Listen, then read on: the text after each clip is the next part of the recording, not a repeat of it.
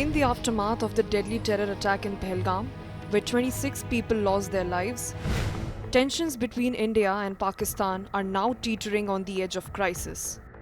Pakistan's Defence Minister Khwaja Asif, in a striking interview with Sky News, has issued a grave warning that India's actions could trigger an all-out war.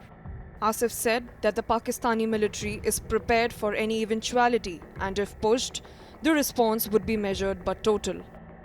He also accused India of staging the attack, offering no proof but insisting that the crisis was being orchestrated to provoke escalation.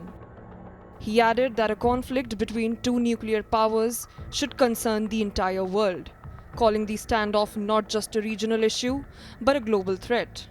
A war of words is now dangerously close to becoming something far worse. With nukes on both sides, the stakes have never been higher. Tensions between India and Pakistan, two nuclear-armed neighbors, have reignited fears of war, a war that could devastate not just the region, but the world. According to chilling studies by the University of Colorado Boulder and Rutgers University, an all-out nuclear exchange could kill 50 to 125 million people in just a matter of days. The two countries possess around 250 nuclear warheads, many aimed at each other's cities.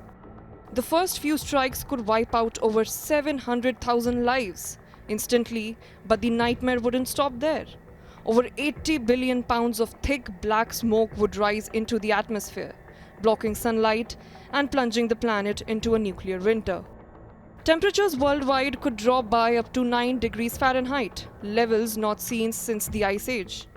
Agriculture would collapse, economies would crash, billions would go hungry.